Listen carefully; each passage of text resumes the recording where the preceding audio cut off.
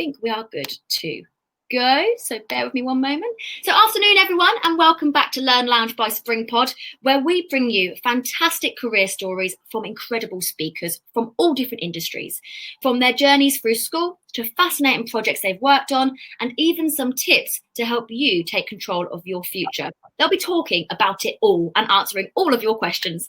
If this is the first time that you're joining us, here's a quick reminder of who SpringPod are. We're an early careers network helping young people like you take control of your future, be it university, apprenticeships, or going directly into the world of work. If you're yet to watch any of our previous sessions or you want to rewatch them, there are over 45 of them now available online on demand via the Learn Lounge website. So if you head over to learn.springpod.co.uk, you can catch up there. Just a couple of points before we start today's session. My name is Hope and I'll be hosting today. The talk should last around 45 minutes. If you have any questions, please use the Q&A function and we'll answer those at the end. Remember to tag us on social media using the hashtag LearnLounge. And finally, we are raising money for the Children's Trust. So if you would like to donate, no matter how much, please do so. Now, today we are joined by George Pritchard, Director of Events and Talent at Defected Records. 11 years in the music industry has seen him go from behind the bar to behind the scenes and even behind the decks. Now a leading figure in the global electronic music community, both George's contact book and his passion are unrivaled. And today on Learn Lounge, George will tell us about his journey into the world of music, right from where he started to some top advice for young people looking to get into the music industry. So George, it's an absolute honour having you here with us today. Welcome to Learn Lounge. Hey Hope, how are you? I'm good, thank you. How are you doing? I'm very good, thank you. Thank you very much for having me. No, pleasure is ours. We're really excited to have you here today and learn all about the music industry. So let's kick off and ask you about your current role, which is Director of Events and Talent. For those people who are joining us today who might not know what that entails, can you explain that in a nutshell for us? So my role, as you said, is Director of Events and Talent for Defected Records, Glitterbox and Classic Music Companies. So they are all record labels predominantly. And then we have a branch of events company, where we do events all around the world. So my role within that is managing everything from start to finish. So that's including the booking of the DJs, the production, the logistics, to everything, all the way through to having been sat in the office with my team of 12 sat with me, who are all incredible people. Wow, that sounds like you've got a huge variety of lots of things to handle. Lots. You work at Defected Records, which has a huge reputation as one of the world's leading and most respected electronic music labels. So what's it like working for that company? It's really, really cool. Like, super proud. It's an amazing company to work for. They're looked at really highly, like you mentioned, and it's hard work to maintain that reputation, but it's very rewarding at the same time. Extremely. I bet you feel quite proud of being part of that as well, if they've got such a good reputation. Super proud. Really good. Now we have got some pictures to show our audience today, and you're going to speak us through them. Sure. Have a little look, see at them. This first one on the screen. Can you see it? I can see. Is that the one with Defected at the top? Yeah. The blue one. So this photo here was actually our first London festival. So we've always done stages at festivals within London, and last year we took the leap of faith and put on our own festival in London. And this was the main stage. We completely sold it out, which was great. And yeah, this was the main stage, the Defected stage. And I think the DJ in there is Sam Divine, Low Stepper, and the owner, Simon Dunmore. There's so many people. And this next one. So this is also at our own festival. We have a boutique festival in Croatia where it holds 5,000 people. It's at a venue called the Garden in Tisno, it's a cove. Mm-hmm. And as you go down all the different stages, as you walk down to the seafront, so we have like a beach stage, we have an olive grove, we have a main stage, we do multiple boat parties. But this here is Masters at Work, which is Kenny Dope and Louis Vega headlining our main stage on the closing night. That sounds incredible. This one is Defected at Eden. So Eden is where we host our Ibiza season for Defected. So we have 21 shows a year, continuously throughout the whole summer. So every week, every Friday, we will have Defected at Eden in Ibiza. And yeah, it's a pretty very, very special night. It's tough because you've always got to be everywhere, but it's an amazing night. And this one was probably one of my favorite events ever. We just come off the back of an Australian tour. It was about a 10-day tour, and this is at a club called Omnia in Bali, where it's literally on a cliff edge. And yeah, you just have thousands of ravers on the cliff edge of Bali. It's quite insane, but yeah, that was pretty amazing. Is that foam or smoke in that last one coming out? That was smoke. It's CO2. CO2.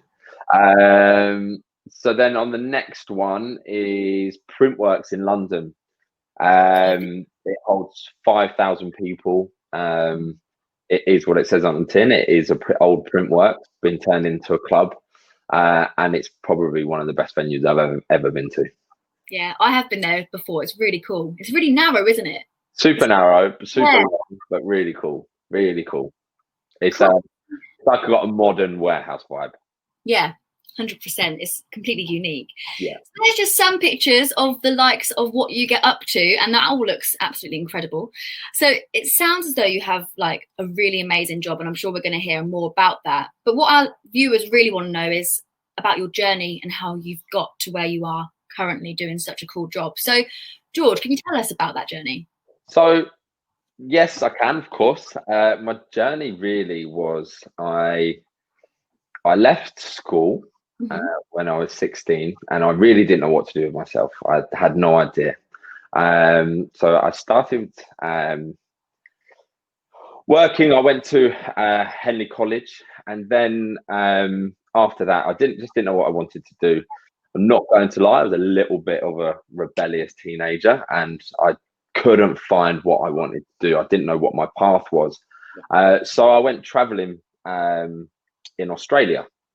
Okay. So I went off to Australia, and I went to Australia for a year because I also feel like you need, as a young adult or teenager, you are very much put on this path of you need to get a house, you need to get a car, you need to get married, etc.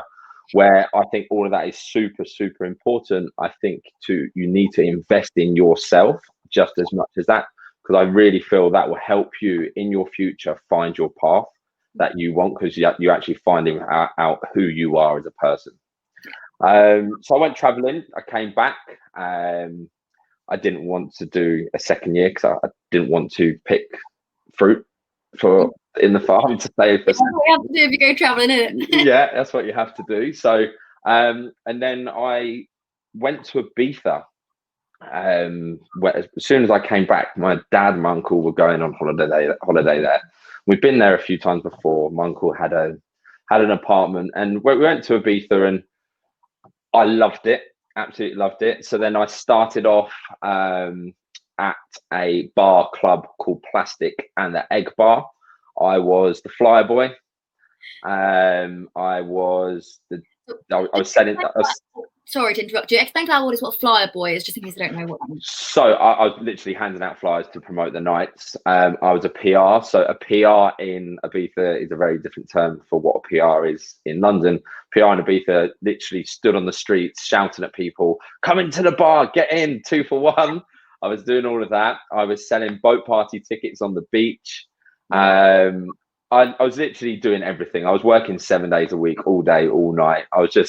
But I loved it. It was such a great buzz. And it was, I then found, I was like, I absolutely love this industry. I could see everything around it. There was, obviously, I was really, really at the bottom of the ladder then, but I could totally see scope for what's something to happen by doing this. Yeah. So I did that, and in between, so I did it for 4 years, and in between, I just have to make ends meet in the winter. So I was a labourer for 2 years, and then for the third winter, I was like, I should really try push because it's super hard to break into an industry. And I was like, I need to push to try and continue to do this. And I had an opportunity through my manager, who was in Ibiza, to go run a bar in Gravesend, Kent, called D Ream. Worst name for a bar ever, and it was, and I'm not gonna lie, it was not a great bar at all. Yeah, D-Ream, yeah. So I was working there, I was managing that bar, but then doing that, it allowed me to put on my own events at the venue. So I'd do my first night was I put on a Dane Bowers night, live PA, £5 a ticket, but I spent all week postering the town, selling the tickets, and sold out. So just basically getting all the foundations of being a promoter all together at such a small level. But it was kind of finding ways to be able to do that. So if I can't get in somewhere, I'll do it myself another way. So I did that, and then my last year in Ibiza, a guy called Phil Faversham came in. He was friends with Dermot, who was my boss at the time, who was a director at Ministry of Sound. And I was hustling Dermot. I was like, let me meet him. And he was like, all right, whatever. And I said to him, I was like, look, I would love to come work for you. Hustled him, left a good impression. I didn't hustle him too much, left a really good impression. And I got opportunity to have an interview with, his name's Hector Dewar, the COO of Ministry of Sound. And I got given the job as the trainee manager for a year. And then I spent 4 years at Ministry. I ended up being the assistant general manager. I think, promoted twice throughout. And then working in the same place for me at the same times in the same location every weekend or every week, like working mad hours. And as you obviously know, this industry is very nighttime based. I felt robotic, and I couldn't be creative anyway. And I am a super creative person, and I need to let go of that. So I try and have a work-life balance as well, because you're probably sleeping all day and then running all night. Impossible. But also everyone thinks you've got the most sociable job because you're working in a nightclub. It's the opposite. It really is the opposite. And I knew I was like, I've had the 4 years experience of doing this, loved it, very, very grateful, but I need something more, something else, a different avenue. So I actually took the jump without securing another job, because I had a 3-month period where I was working, and I found a job. I became an agent for a techno roster called Blueprint. And an agent, for people who don't know, is an agent finds DJs work in venues. So basically you are promoting these DJs, right? You need to book my artist, blah, blah, blah. You're finding all the DJs work. And then you get cut from the profit that they make. And then you get a percentage of everything that they make, correct. So I was doing that for 6 months, and then I got a call off Wade Saunders, who's now the managing director of Defected Records. He was like, come in, we want to chat. And I was like, cool, that'd be great. Didn't really know what it was for. And when I went there, I was super shocked. They were like, would you like to work for us? We've got a position as the events and DJ marketing manager. I left them hanging for a week. I didn't want to be too cool and just say yes straight away. I was like, let me think about it. I was a bit shocked as well. If you didn't know that was going to happen when you went to this meeting, you were probably like, oh, okay. Massively. But yeah, I knew I was going to say yes, of course. So then I did that. And then all of those skills, like literally from Ibiza to working in a bar in Kent to etc., you can use all of those skills, what you've done, by just putting into one and adapting and changing how you use those skills. And then I became the events manager. And then I became head of events, and now I'm the director of events and talent. So that's 4 years in October. So at the time, you might not have even realised that you were building small foundations to get to where you are when you were working in Kent, or when you were being an agent, and that's now built up to where you are now. Exactly that. And it's so important to, if you know what you want to do, and I was lucky enough to find eventually what I wanted to do, because I really feel I went traveling, etc. I use that. You've just got to go for it. You really have to go for it, and don't give up, and take all opportunities. You're never too good for anything or anybody either. You've got to, because like you just said, you don't know at the time. Those foundations that you're building really, really helps you in your future. You've got a graft. Major. And you never stop grafting though. You don't stop. It's always busy, but you always want to better yourself, so you have to be busy. So from hearing that, it's obvious to us that going to Ibiza was a massive thing for you, because it was like, okay, that's what I want to do after not realizing for so long. Yeah. But also there's a whole idea that in the music industry, it's all about who you know. We always hear that saying, it's about who you know. And I want to know from you, how true is that? How important has that been for you, the networking element of things? So I'm a firm believer of, like, yes, a lot of it is about who you know, who are able to give you opportunities, but it's how do you know those people? It's by networking. And networking in any industry is a massive key to success. So if people invite you out and you know somebody's there who you've been looking up to or has inspired you all the time, don't be lazy. Go. Take yourself out of the situation. Also, be brave. Speak to people, contact people directly. Hi, love what you do. Would love to have 10 minutes of your time. The worst they could say is no. Who cares? It really doesn't matter. You've really got to push forward. And I think, like, networking, so from myself, that is exactly what I do, and I still do. Every opportunity, I will go out, I will go meet people, I'll go and have dinner with promoters, agents, managers, etc. It's super, super important that you also keep yourself current, and then you never know what opportunity they might have, and you keeping your name in the front of people's minds is really key. I think one of the key things there you said is about being brave, because sometimes, I know this from my experience, if you've been looking up to someone or you think, oh, they're doing really well, it can be quite daunting to speak to those people, or in your head you're kind of thinking, oh no, I can't, but they're just people. People. They're just the same as you. So it is really true about having that courage and that being brave to go and talk to anyone.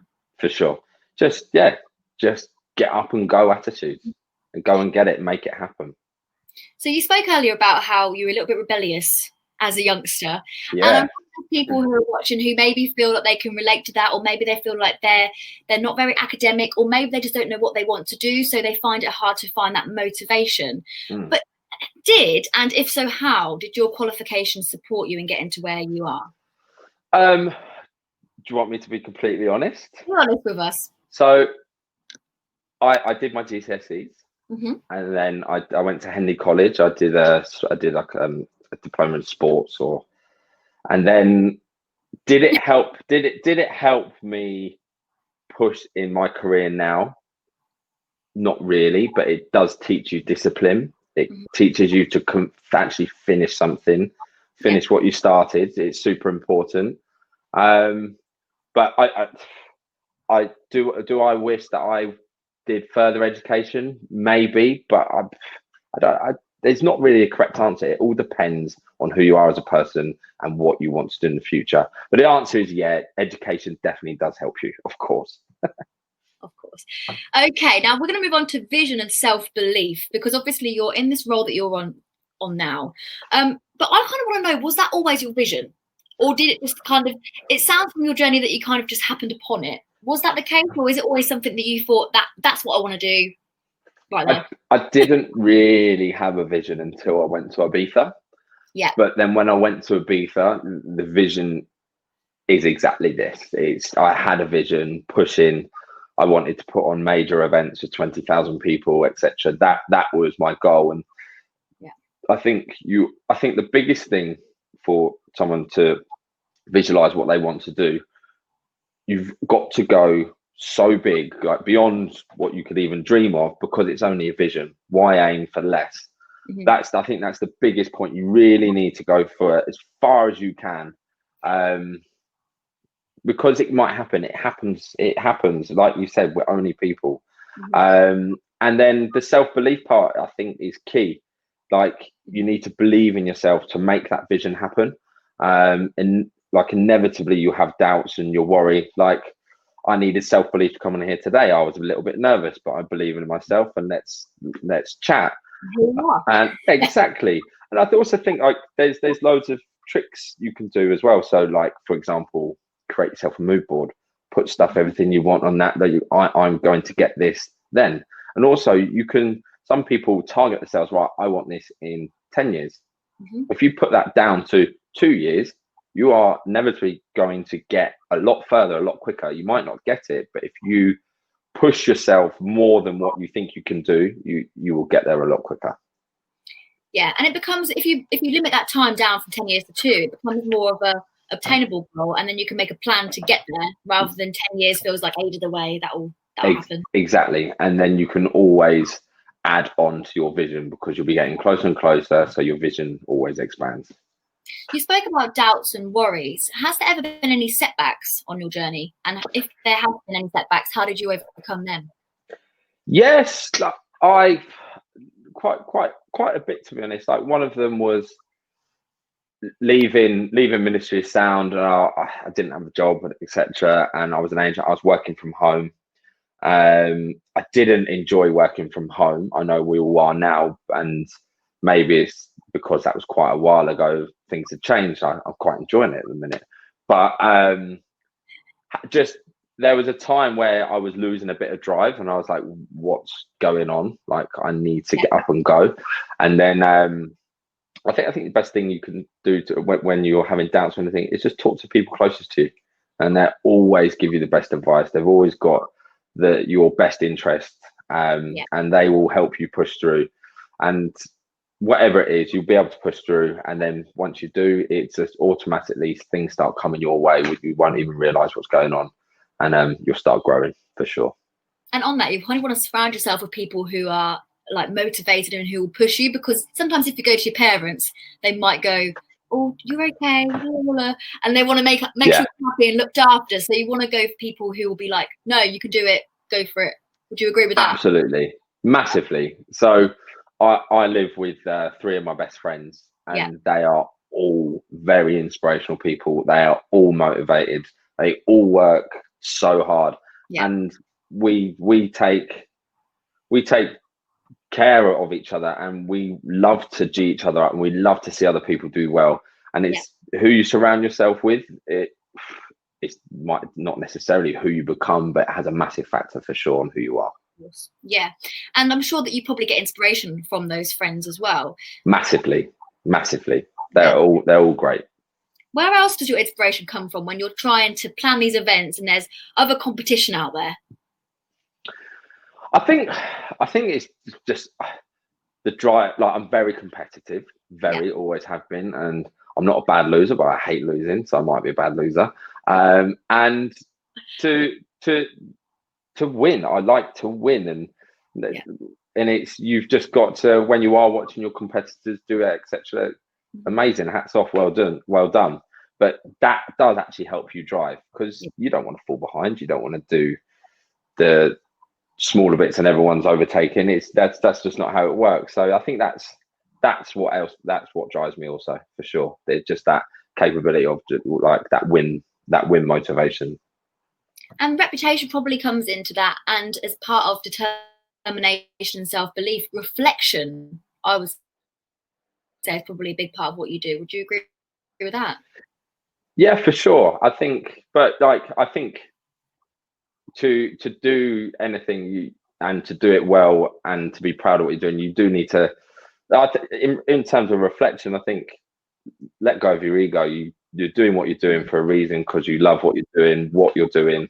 And as long as you're doing it to the best you can, you're doing the right thing. That's a really nice bit of advice for people, because sometimes you can put too much pressure on yourself, can't you? 100%, of course. And it's also, your peers can put pressure on you for what to do, what's expected of you. Yeah. So obviously, throughout this time, you've been working in this industry for quite a while now. What kind of, over the course of your career, what changes have you seen take place? Well, huge changes in terms of everything, but I think the biggest change, which is the most current one, is the current pandemic, what's happening, COVID-19. So being able to adapt and change our whole business model at a flick it's just been incredible. So everyone who works at Defected have been so quick, so clever, and very, very motivated about it. So all of a sudden, so we do over 200 events a year. All of a sudden, they've stopped.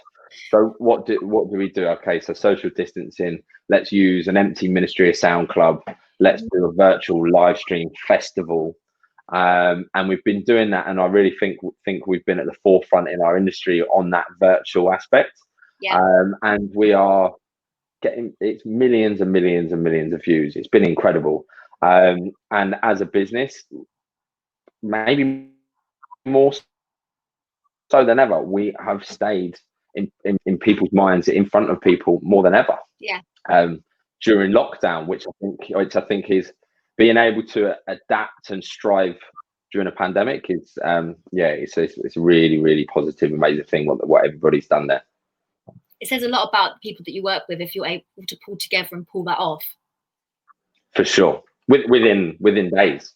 Do you think when lockdown is completely over and things maybe go back to a kind of normal, do you think you will continue to do these online events, or do you think they will stop? I think there will be an element of it, but I think again it will change dramatically because people want to be at these events. It's just we were just given the opportunity of people getting it from their living room, basically.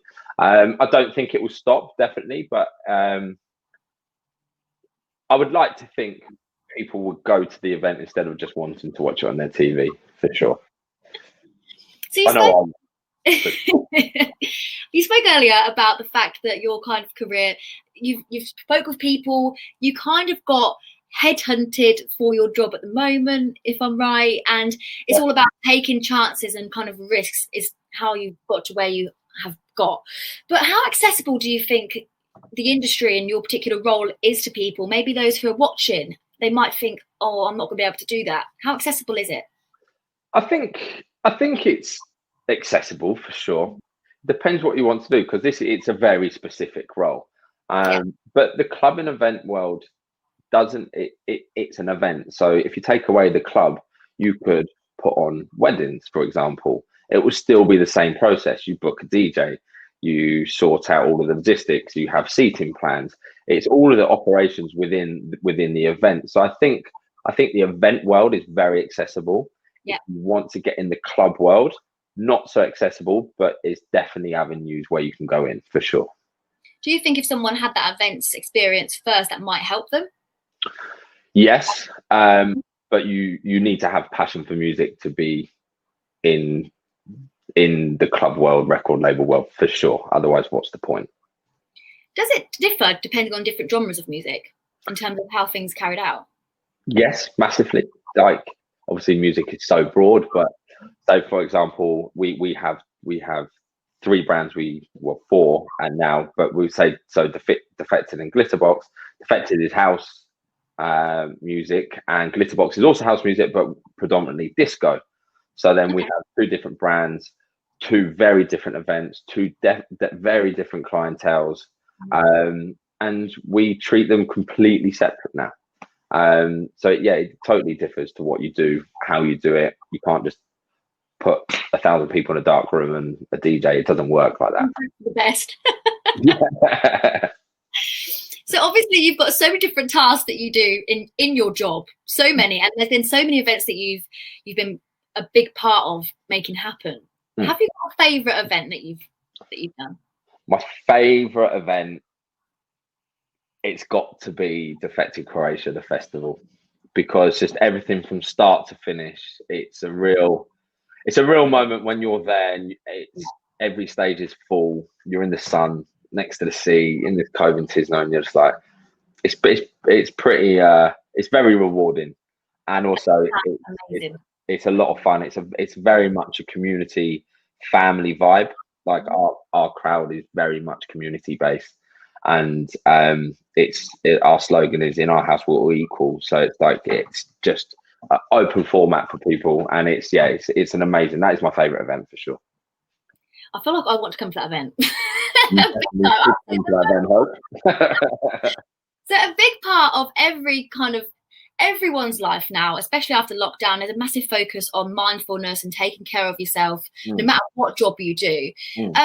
But we've seen that a lot of DJs and influential people in the house music space talk about maybe addictions and mental health issues. Yeah. Have you ever experienced that yourself? And how do you feel that you support DJs, ravers, and influential people in that?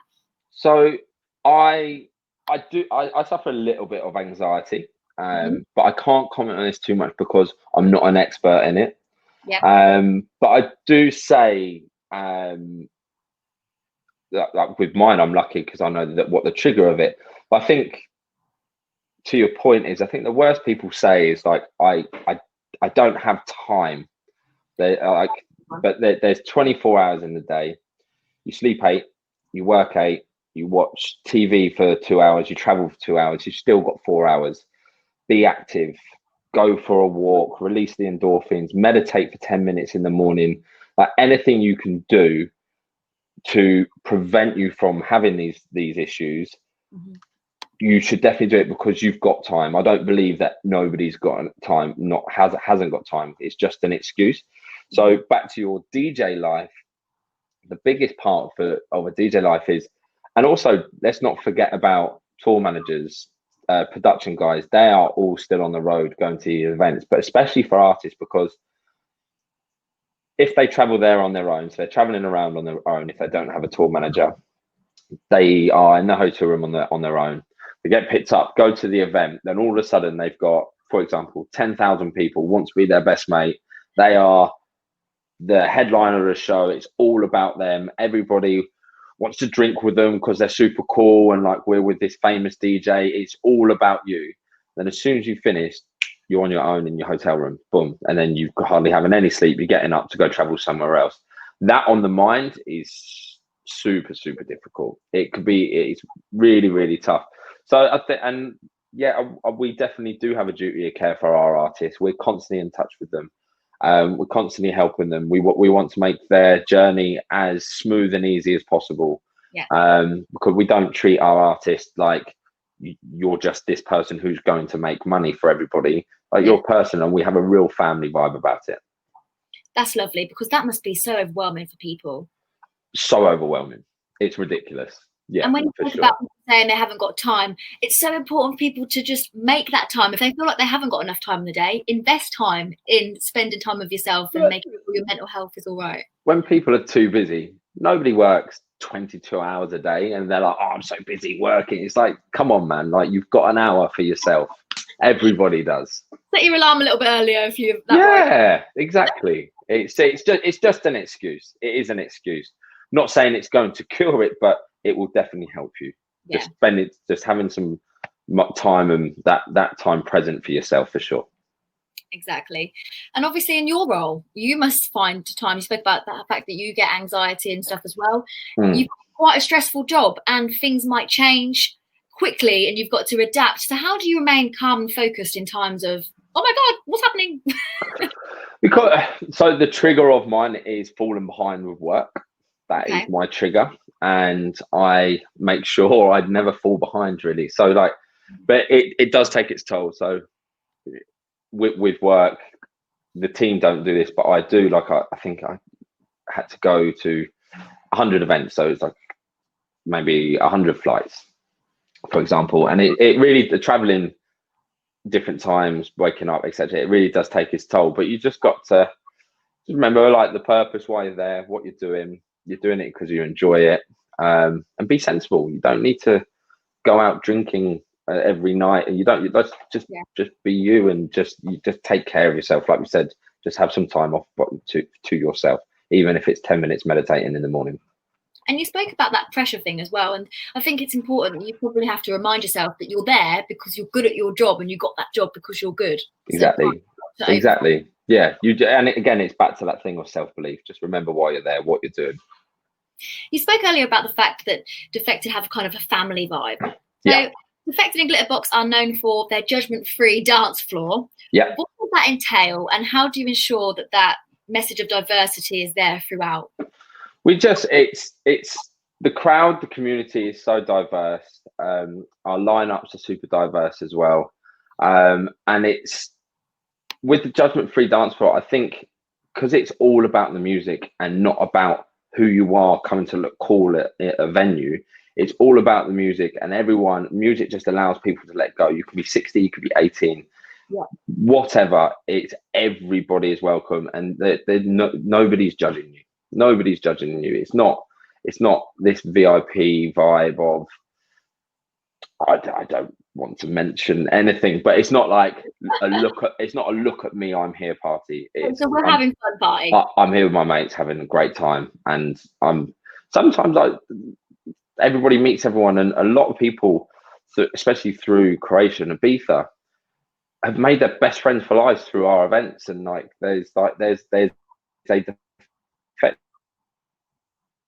defected group on Facebook, and it's like family, which a fan started, not us. So like 60,000 members of just loads of people know each other. It's crazy, and they can't wait to see each other at the next Defected or Glitterbox or Classic event. That's lovely. Yeah, it's really cool, man. Really, really good. So we've had such an insightful session, and we're going to move on to get some more insights because we've got loads of questions coming in from our viewers. But I've got a couple of final questions to finish on.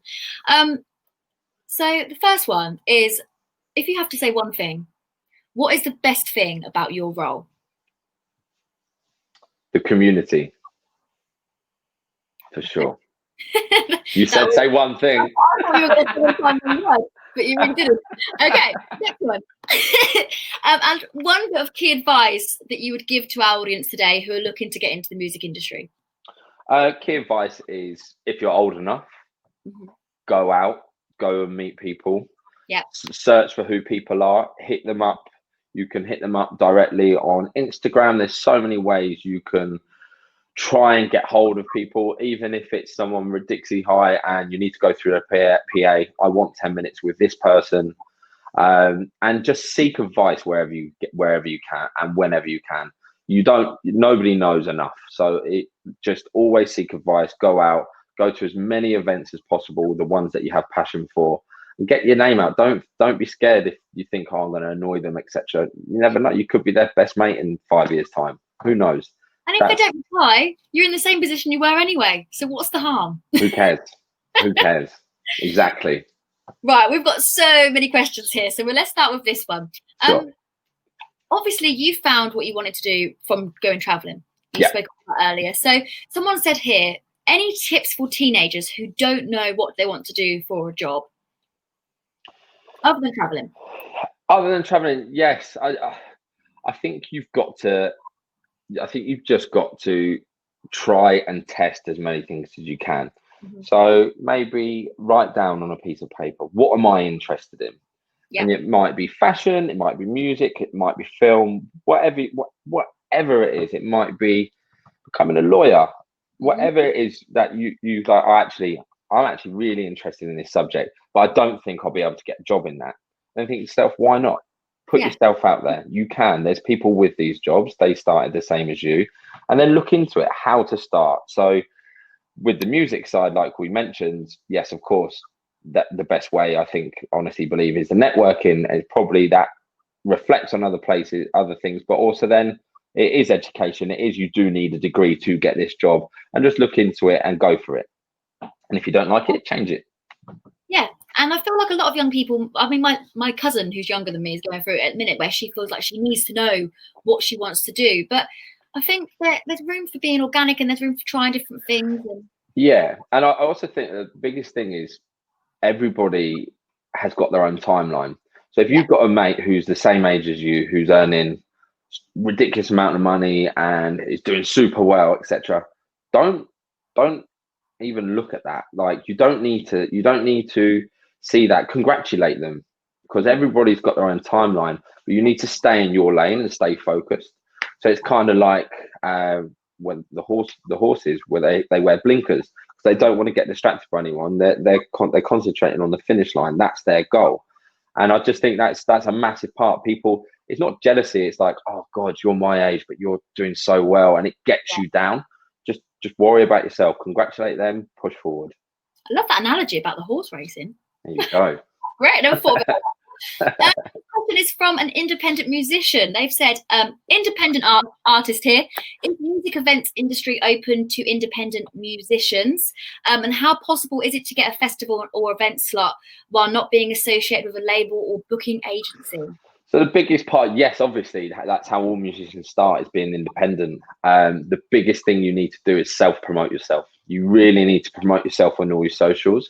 If you're making music, put the music out, pitch your music to labels, but it depends what type of music you're making is who you pitch it to.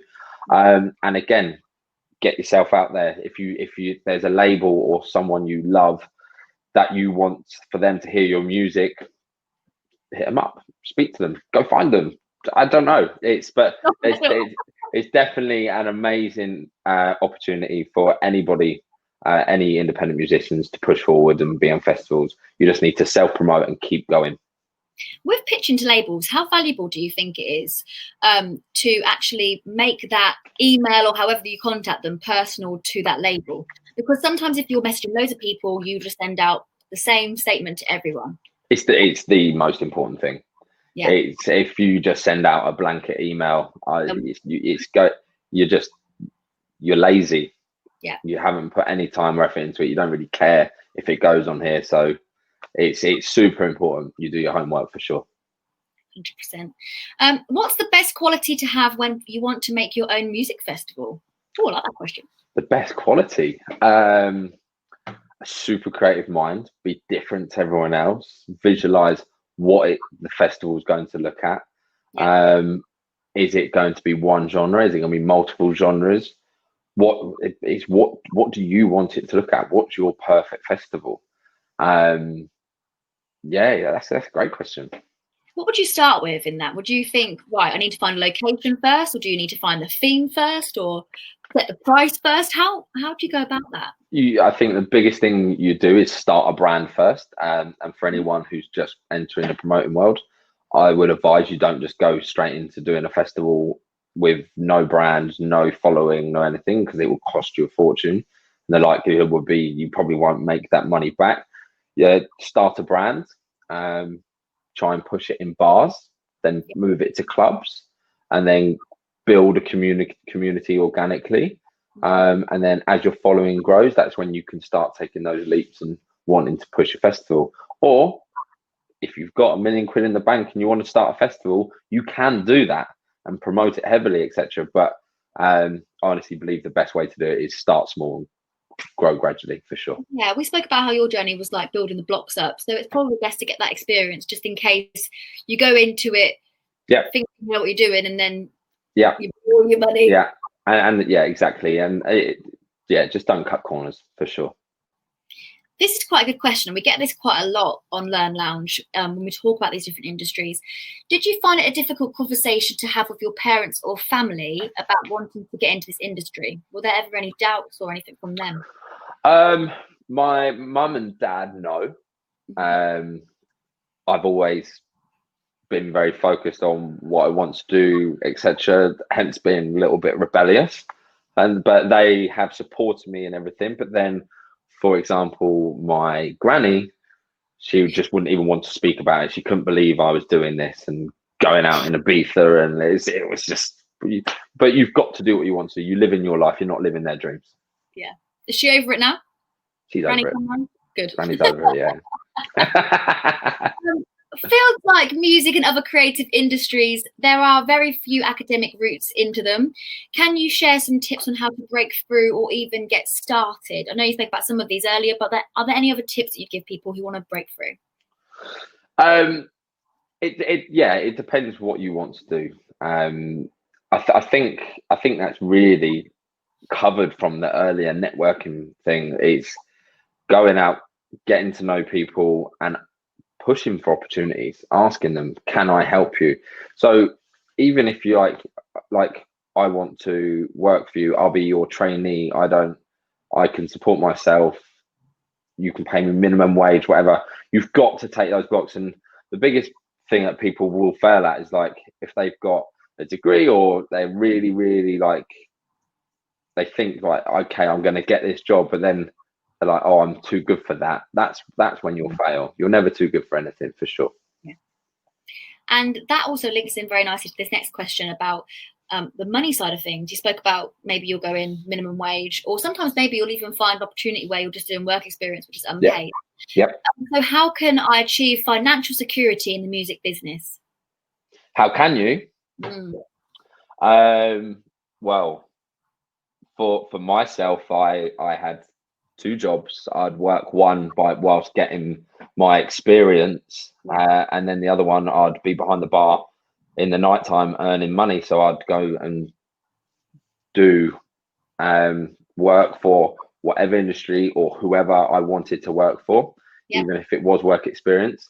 And in that same area, I'd go and work at the bar at night. Sometimes, like you said, you really got to lay the foundations down first before you can start growing in the way you imagine or you want it to be.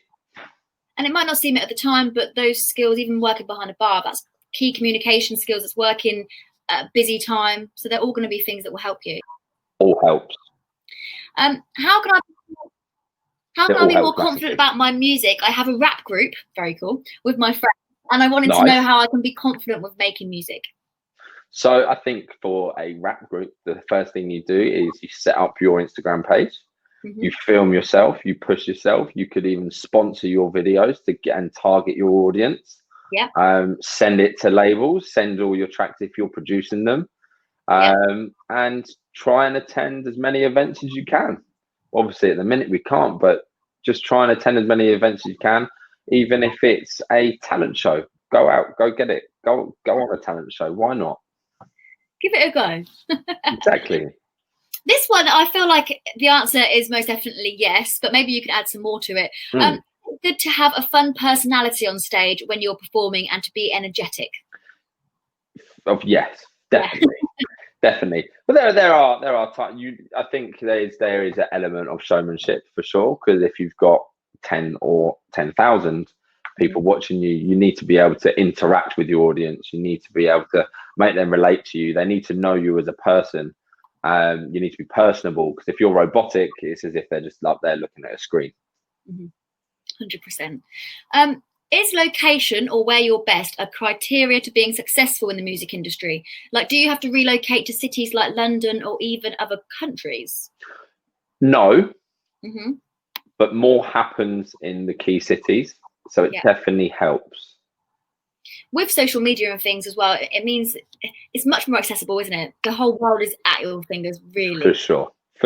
The whole world's at your fingers, for sure. But in terms of going out, etc., it does help, but it doesn't mean it's not possible. Definitely not. We're going to go for one more question, and then any questions that haven't been answered, perhaps you can answer at a later date, George, maybe on a... Would love to. Socials or blog or something, so people keep your eyes out. Yeah, for sure. This one, because I think it's really interesting. As someone who manages events, how do you manage fans? Does it get very stressful? How do you manage fans? Because obviously people would party in, it might get a little bit crazy. It's that's a really good question. There is like our fans are amazing, they're great. But what you also need to remember is you're there working, putting on a show for them. You need to obviously make it 100% safe for them, give them the best experience they can, and you manage. So that's a really interesting question. Like managing fans in terms of them going crazy, etc., in the clubs. That's what you want them to do. But like their safety is at our forefront of all time. So the amount of planning that goes in behind all of our events, which people will never see, it's ridiculous. Like the health and safety is incredible. And then also we're super personable with our fans. Like our DJs all go out into the crowd. They all go have photos with them. They go and chill with them, go have a drink with them at the bar. They go and dance in the dance floor. It's a really, really cool vibe. So yeah, we definitely do look after our fans and we interact with them massively. That would make for a nice atmosphere as well if it's more personal. Of course. And obviously you spoke earlier about how you've done these online massive events. So that also reflects about the safety of people. You don't want to put them at risk of social and stuff. And then we also did stuff like, so we did like for people who bought a ticket for the festival in Croatia, which we had to postpone to next year, of course. we did like a big Zoom with the DJs and the people who bought the tickets, and they had breakout rooms and had one-to-one chats with like their favorite DJs. It's super important to give back. Brilliant. Well, thank you so much, George, for all of that insight. I've really enjoyed this session. Me too. Thank you very much, Hope. Thank you, thank you everyone else watching. Thank you. Put the words out my mouth. Thank you so much, everyone who's been watching. Brilliant questions as always. And like George said, he'll try and answer those for you if we haven't got around to all of them. Sure. So keep an eye out on the socials and also on the website. So thank you so much, George. Just a reminder to everyone who's watching today, we are raising funds for the Children's Trust, which is the UK's leading charity for children with brain injury. They help to rehabilitate children with brain injuries to help them lead a normal life. So if you would like to donate, you can do so via the link on your screen right now. Join us tomorrow morning. We'll be talking to Amy Ellis. She's from Network Rail, and she'll be telling us all about how to sail through your graduate and apprentice applications. So I will see you tomorrow. Thank you ever so much, and see you then.